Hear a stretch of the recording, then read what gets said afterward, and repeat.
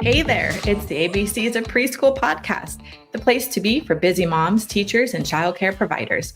I'm your host, Miss Amber, an early childhood expert with nearly 3 decades of experience and a proud mama too. I know you're running around with those littles, so let's jump right in. Hello, everyone. Welcome to the ABCs of Preschool. I'm your host, Miss Amber. Thanks so much for joining me this week. I'm excited because we're going to talk about how to start your own home preschool, home childcare center. I am excited because this is what I did when I was 23 years old. And my firstborn was, I think, just 7 months old when I opened up the doors of Loving Start. And I started in my home. And you can too. If you have been thinking about starting a preschool, if you love kids, it's your passion, you've maybe taught preschool before, you've taught elementary school, you just have it in your blood. You know, like, I have more to offer this world.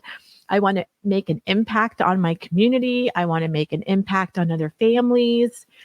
This is the episode for you because I wrote a book, as you guys know, the ABCs of Preschool, and it's literally all my tips and tricks. It's a guidebook of exactly how to open up a preschool.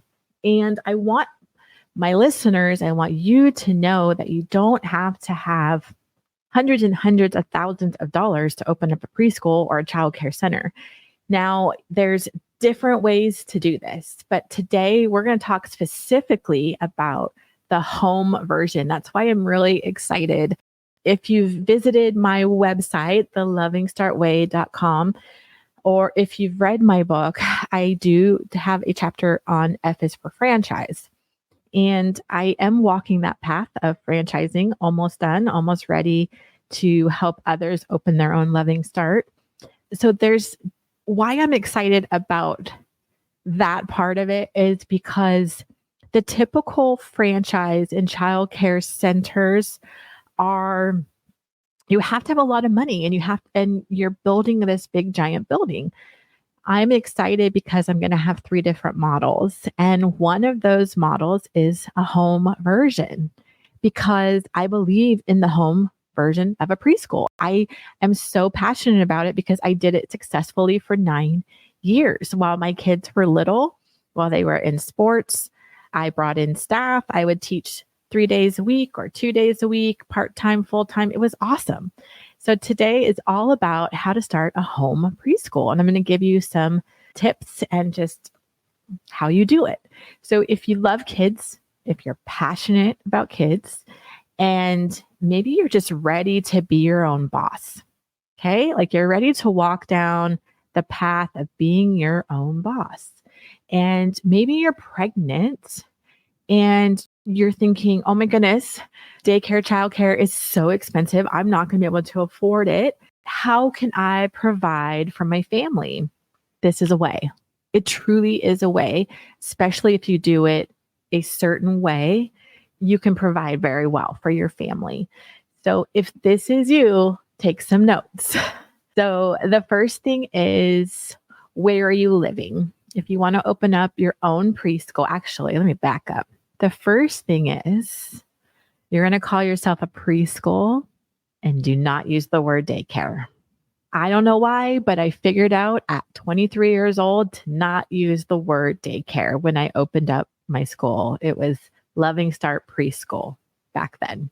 And I never referred to myself as a daycare, even when I ran through my home for 9 years. I was a preschool with a curriculum, with a schedule, with a full classroom set up in my home.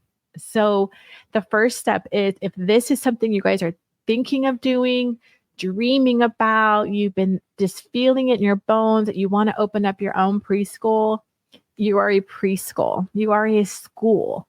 I encourage you to offer an curriculum and set yourself up to be separate from the people down the street from you. There are thousands and thousands and thousands of daycares, But I think a lot of times parents want school, like they're going to pay you a lot of money. So we want to make sure we're providing high quality care. So the first thing would be like, where are you living? Do you own your home? Are you renting a home? Are you in an apartment? The first thing, if you're thinking about opening a preschool in your home, is can you have a preschool in your home? Some apartments probably won't let you maybe have a home daycare. Well, when I say home daycare, it's because the state will refer it to as a home daycare license. We'll get into that. But your first thing is, can you open up a preschool where you currently live? If you're renting, would the homeowner allow you to do that? Will the HOA, if you're an HOA, like what are the rules? So the first step would be, can you open a home preschool? The second would be to go to your state, wherever you live. So I've been in California my whole life, and the state department that oversees all preschool, home daycares, child care centers is called community care licensing. So whatever state you live in, you need to go on the website and read all the rules and regulations for your state on opening a home preschool. And when I say home daycare, is because that's the terms that typically the states will refer to when you're opening from your home. They'll say a home daycare license or a child care center license. Center typically means a commercial big building, and a home daycare license obviously is in a home. So when you're looking for your state rules and your state regulations, they're going to refer to it as a home daycare. But that doesn't mean you have to refer yourself as yourself as a daycare. I would encourage you to refer yourself as a school because it gives you more legitimacy. So that would be this step 2 is you go to your state guidelines. Step 3 is you go to your city. And that's what I was talking about. Like, what is your city guidelines? And mainly, like if you're in an apartment, like what would your apartment building say? If you're renting a home, what would the property owner, you need to go and see if it's possible. Now, if you've checked all those boxes and you're saying, I'm good to go, I can do this. What I did when I was 23 is we decided we had owned our home. We did own our home, and we had taken an equity line out, and I decided to build a classroom. So basically an extra room onto our family room because I was already a mom of my oldest son. I was pregnant with baby number 2. I wanted my preschool job life to be separate from my home life.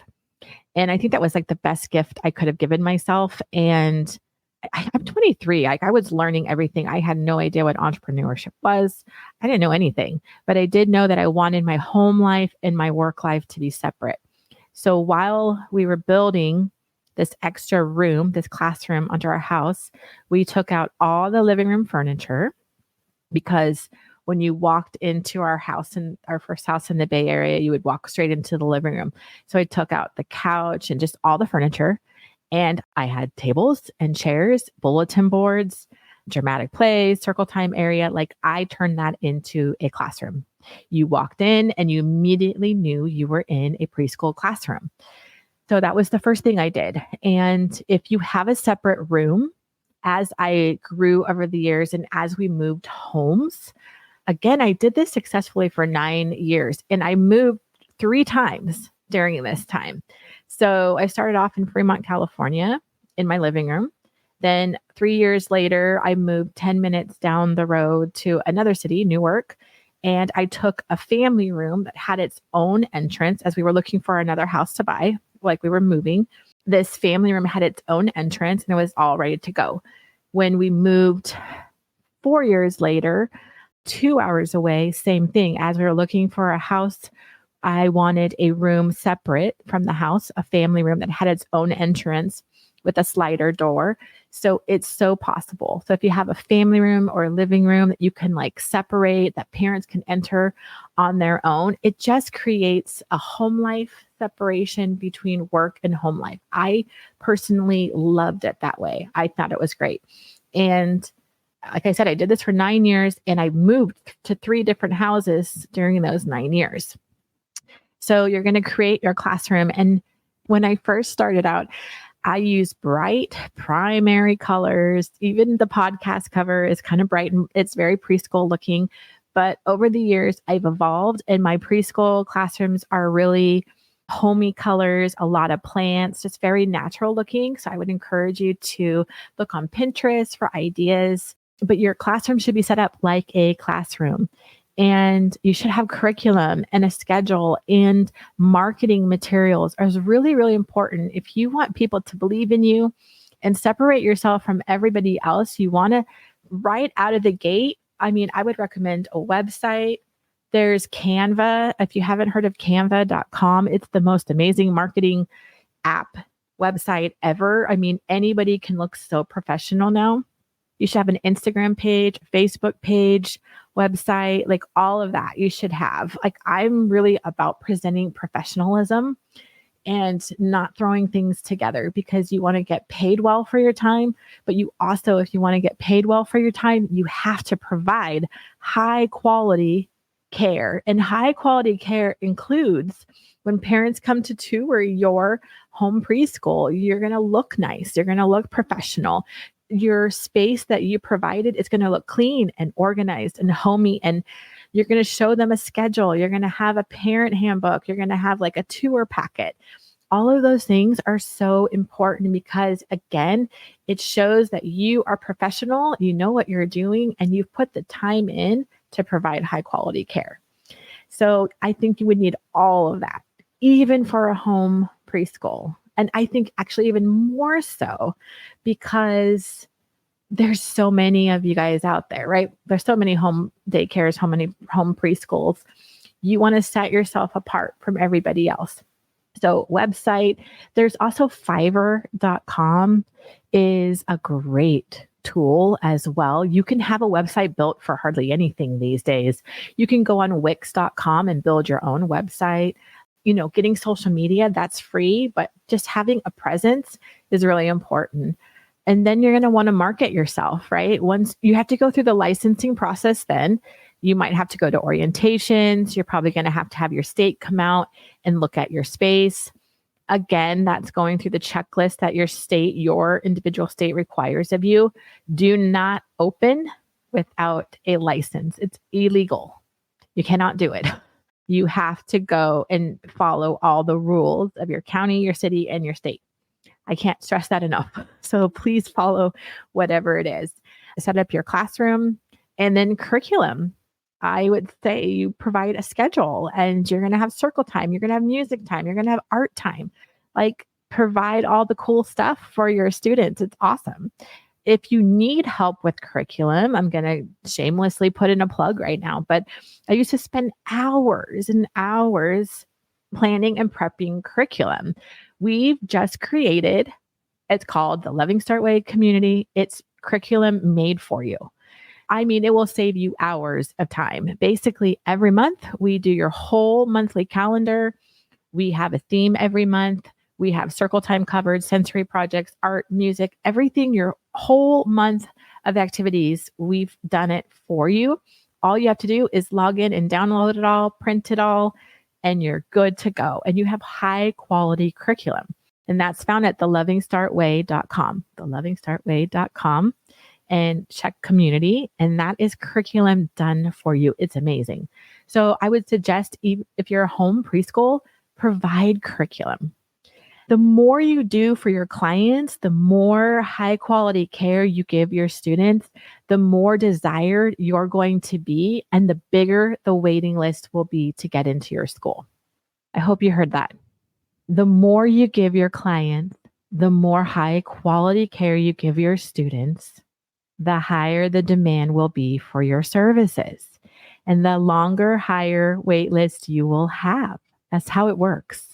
If you do good, be good, your waiting list is going to grow, and you're going to always have financial stability in your business, and you're going to thrive for the long haul. And it's exciting. Honestly, I thought I was going to be a stay-at-home mom. And what the beautiful thing about opening up my preschool was I got to be mom, but I also got to have it myself as a boss. I learned how to be a boss. I learned how to be a leader. I became a better teacher, a better entrepreneur. I could make my own hours. When I was nursing, like if I wanted to work part-time, I'd bring in an extra teacher. It was such a beautiful career as a mom. I was such an active mom, but I also got to bring money into our family. Like I got to help provide for our family. And that felt so good for me. And I think it's important, especially if you're a woman listening to this. I think everybody, even if we're in a marriage, should be able to financially provide for ourselves, because we never know what's coming around the corner. Unfortunately, maybe a partner could pass away suddenly, or this happily marriage that you think you have in 10 years may crumble from different situations, and you may need to get out of a marriage. And if you do not have your own financial means, then it just limits you. So opening my home preschool liberated me. It really did. Like, it was so fulfilling for me in so many ways. Like, I was making an impact on my community. I was making an impact on my students. I got to be there for clients who were having a really hard time. If they just needed a shoulder to cry on, I got to be there.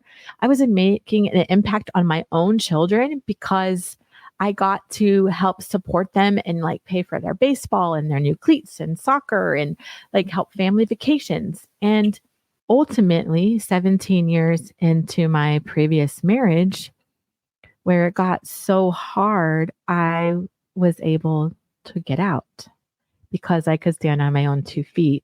So I'm so thankful. This business, it's no joke. It's a real business. It's a game changer of a business, especially if you love kids so much. You're sharing your passions and your love, and you're making such a huge impact. Another thing that's just amazing about this job is every day is so different. It's not a boring office job. Sorry if you're working an office job. Every day is such an adventure, and it's such a beautiful thing. So those are just a few tips on how to start a home preschool. You can come on my website. I will love to help you along the way as well. But I think if you're thinking about it, if you love kids, we need more passionate early childhood educators.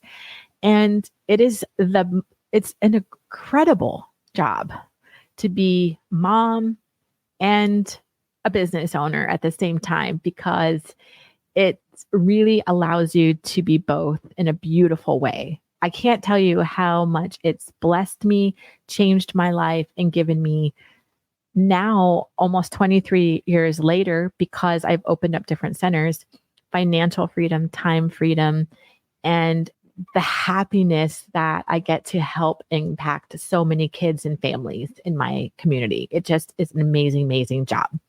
So if you're considering opening a home preschool, don't wait. Do it. Pick up my book, The ABCs of Preschool. I will walk you through the entire thing. You can reach out to me on my website. I can coach you through it. It's a game changer. It truly is. I've loved it. And it paid so many of our bills for so long. And then I graduated. I went commercial and just went from there. So that may be your path as well one day. So thanks so much for joining me this week on the ABCs of Preschool. Remember to wish it, dream it, do it. Have a wonderful week.